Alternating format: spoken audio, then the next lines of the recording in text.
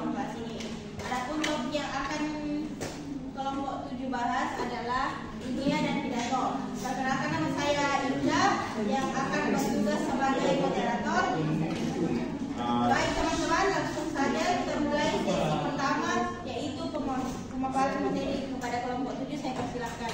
Baik, saya akan menjelaskan definisi presentasi ilmiah. Presentasi ilmiah adalah penyampaian informasi, temuan atau hasil penelitian secara sistematis dan terstruktur dengan menggunakan metode ilmiah dan didukung oleh data, grafik, atau argumen yang relevan. Tujuannya adalah untuk menyampaikan informasi yang jelas, meyakinkan dan mendidik orang lain tentang topik yang bersifat ilmiah. Adapun hakikat dari presentasi ilmiah, yang pertama, berbasis fakta dan penelitian. Presentasi ilmiah didasarkan pada fakta, data, empiris, dan hasil penelitian yang dapat diverifikasi. Informasi yang disampaikan harus oleh guru yang kuat dan terpercaya.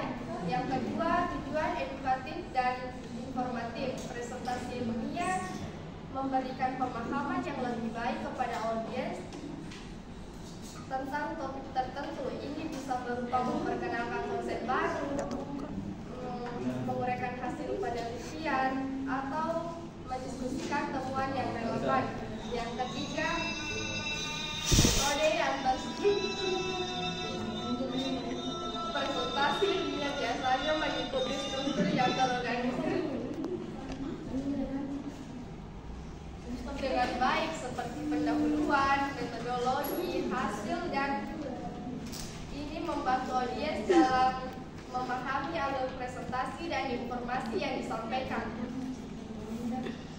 Kepada pemateri selanjutnya,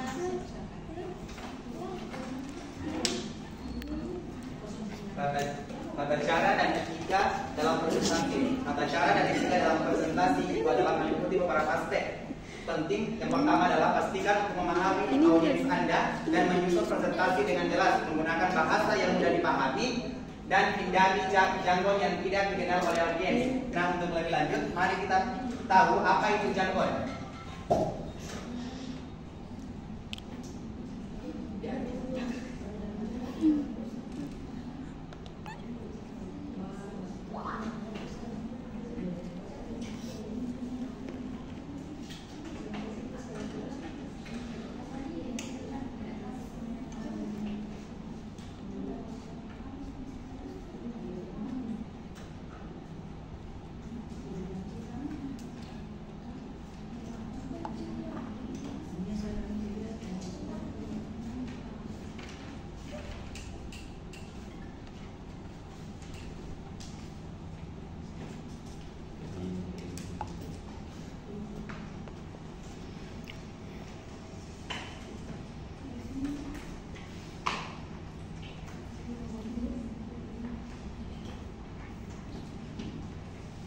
Jadi jargon adalah kosakata yang digunakan dalam kehidupan dan lingkungan pekerjaan yang tidak dimengerti oleh kelompok lain. Selain itu, perhatikan waktu presentasi Anda dan sesuaikan materi agar sesuai dengan batas waktu yang telah ditentukan. Gunakan visual seperti slide PowerPoint dengan bijak, hindari tampilan yang terlalu ramai, dan pastikan gambar dan grafik mudah dipahami.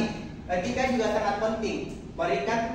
Berikan pengakuan yang tepat untuk karya orang lain yang Anda gunakan dalam presentasi Anda dan hindari flaglat serta daftar sumber atau referensi yang digunakan. Adapun di sini flaglat adalah tidak boleh melakukan yang namanya ringkasan atau menambahkan karya orang lain untuk dapat dipresentasikan. Nah, itu tidak boleh ya. Yang terakhir adalah bersiaplah untuk menjawab pertanyaan dengan jelas dan tegas untuk menciptakan kesan bahwa Anda memahami materi dengan baik.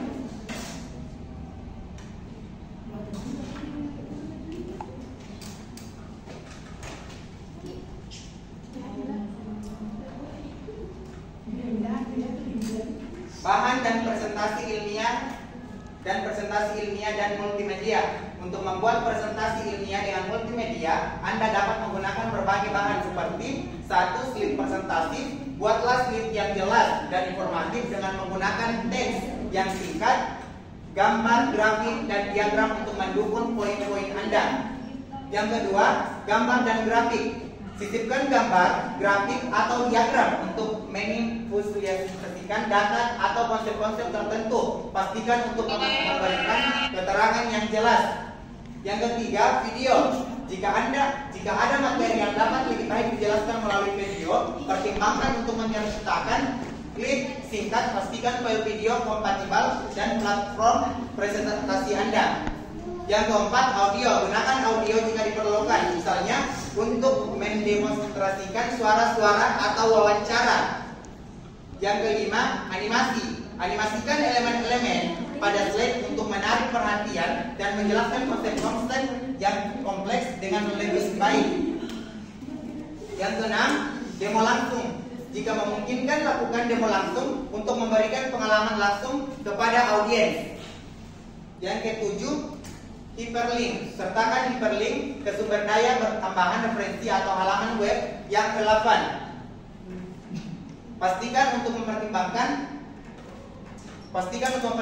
audiens Anda dengan menjaga keseimbangan antara teks, gambar, media lainnya untuk menyampaikan pesan yang Anda dengan efektif.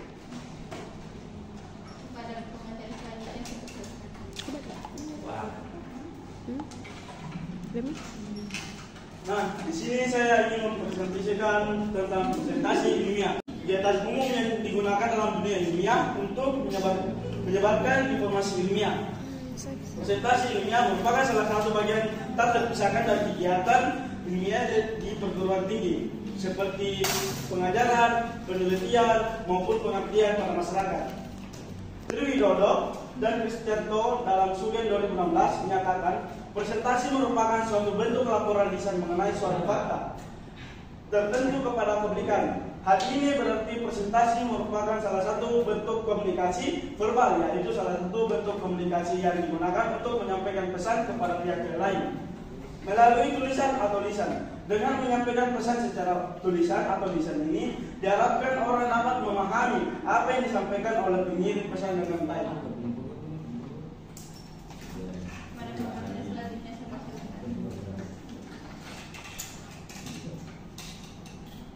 Pengertian pidato. Jadi pidato adalah sebuah kegiatan berbicara di depan banyak orang dengan menggunakan bahasa yang baik dan dapat diterima oleh pendengar. Umumnya orang yang melakukan pidato akan menyampaikan gagasannya kepada orang lain. Metode pidato. Jadi metode pidato itu ada 4. Yang pertama metode impromptu, kedua metode memoriter, ketiga metode naskah, dan keempat metode extempora. Jadi metode impromptu adalah metode pidato yang dilakukan secara langsung tanpa adanya persiapan terlebih dahulu. Nah, orang-orang yang melakukan metode tersebut biasanya orang-orang yang sudah sering melakukan atau aktif dalam berpidato. Yang kedua adalah metode memoriter. Yang dimaksud dengan metode memoriter adalah metode pidato yang dilakukan dengan cara menghafalkan teks pidato terlebih dahulu. Yang ketiga adalah metode naskah. Nah, metode naskah adalah metode yang dilakukan dengan cara menghafalkan teks, membacakan teks pada saat berpidato. Hal itu dilakukan untuk meminimalisir adanya kesalahan saat berpidato.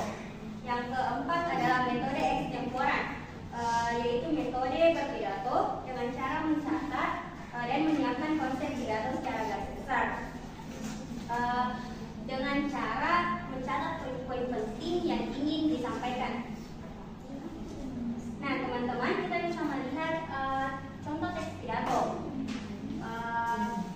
Teks pidato biasanya terdiri dari 3 bagian, yaitu pembukaan, isi, dan penutup. Nah, ini adalah bagian pembuka. Bagian pembuka biasanya terdiri dari salam pembuka dan pendahuluan. Terus pidato juga terdiri dari isi. Isi biasanya berisi fakta dan data. Ini adalah contoh fakta. Terus pidato juga berisi penutup.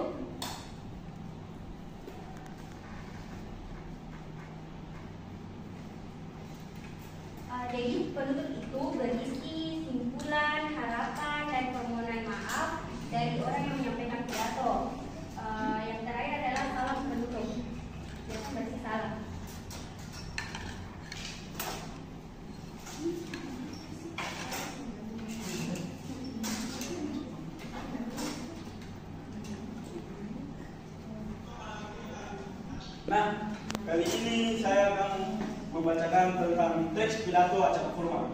Sepertinya dengan utama membaca salam. Assalamualaikum warahmatullahi wabarakatuh. Pertama-tama dan paling utama, marilah kita memanjatkan syukur kepada Allah yang sudah memberikan dan limpahkan rezeki kepada kita. Dan tidak lupa selawat dan salam semoga selalu tercurahkan kepada Nabi Muhammad SAW, keluarga, sahabat, sampai kepada kita selaku umatnya. Dalam kesempatan yang berbahagia ini, saya ingin memberikan ucapan terima kasih kepada segenap hadirin yang sudah hadir dan menyempatkan waktunya. Semoga acara yang kami suguhkan bisa berdampak besar dan penuh manfaat. Terakhir, saya ingin mengapresiasi kepada seluruh panitia yang sudah berusaha untuk mewujudkan acara ini dan kepada pihak-pihak yang terlibat di dalamnya. Inilah contoh teks pidato acara formal. Baiklah, sesi pemaparan sudah selesai. Berikutnya adalah sesi tanya jawab dari teman-teman. Ada yang mau bertanya? Saya persilakan kepada Nur Sabila. Perkenalkan, nama saya Nur Sabila Ahmad. Saya perwakilan dari kelompok 3 ingin bertanya kepada kelompok 7. Pertanyaan saya, apakah kelompok 3 lebih suka menggunakan gaya pidato formal atau informal dan mengapa?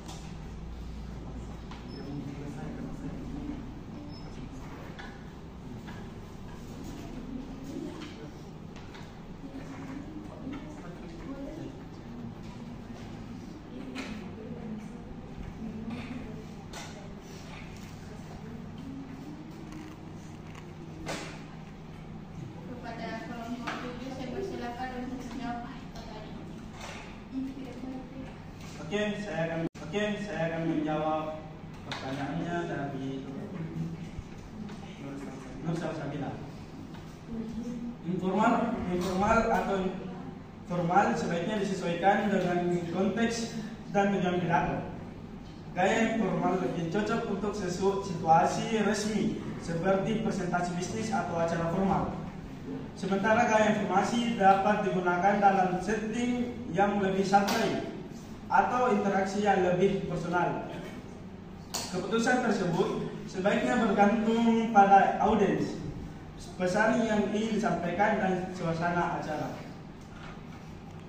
Terima. Demikian tadi